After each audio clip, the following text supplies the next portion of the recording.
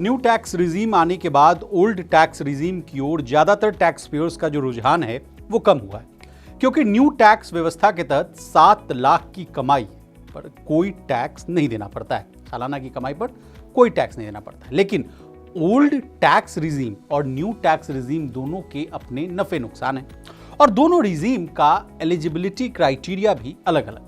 कुछ लोगों का यहां तक कहना है कि ओल्ड टैक्स रिजीम को बंद कर दिया जा सकता है, लेकिन टैक्स एक्सपर्ट इसे बरकरार रखने की पुरजोर जो है वकालत कर रहे हैं।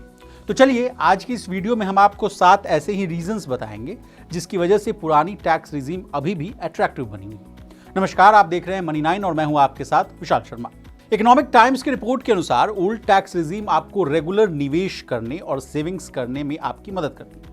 इसमें आप अपनी बचत का एक हिस्सा निवेश कर सकते हैं और टैक्स सेविंग का लाभ उठा सकते हैं।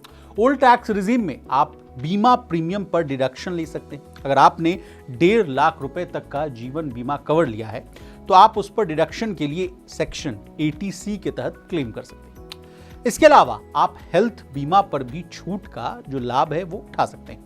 अब आइए एनपीएस पर। वैसे तो आप ओल्ड और न्यू दोनों टैक्स रिजीम में एनपीएस निवेश का फायदा ले सकते हैं, लेकिन अगर आप ओल्ड टैक्स रिजीम को चुनते हैं तो अपनी टैक्सेबल सैलरी को कम कर सकते हैं। एनपीएस में इन्वेस्टमेंट करने से आपको टैक्स सेविंग का लाभ भी मिलता है।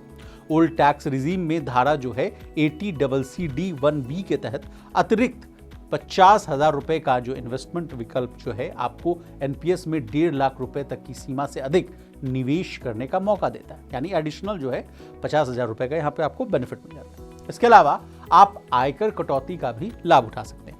अगर आपकी सैलरी में से होम अलाउंस मिल रहा है तो उसकी मदद से आप अपने टैक्स को बचा सकते हैं। इसके अलावा आप एचआरए का लाभ बिना लोन जो होम लोन जो है लिए बिना भी आप उठा सकते हैं। लोगों को मेट्रो सिटीज में 50% का एचआरए मिलता है, जिसकी मदद से वो अपने इनकम टैक्स से पैसा बचा सकते हैं। अगर आप कहीं कुछ रुपए दान करते हैं यानी डोनेशन करते हैं तो आप ओल्ड टैक्स रिजीम में डोनेशन पर डिडक्शन का फायदा उठा सकते हैं। ओल्ड टैक्स रिजीम में यदि आपका बैंक अकाउंट सेविंग अकाउंट है तो आप उस पर ब्याज पर डिडक्शन का फायदा उठा सकते हैं। इसके अलावा एक्सपर्ट के मुताबिक आप अपनी सैलरी को बचाना चाहते हैं तो आप कम से कम टैक्स देने वाली रिजीम को चुनना बहुत ही बेहतर ऑप्शन होता है। अगर आप ओल्ड टैक्स रिजीम के तहत आने वाले स्लैब में एलिजिबल हैं तो ये आपके लिए बेहतर विकल्प हो सकता है।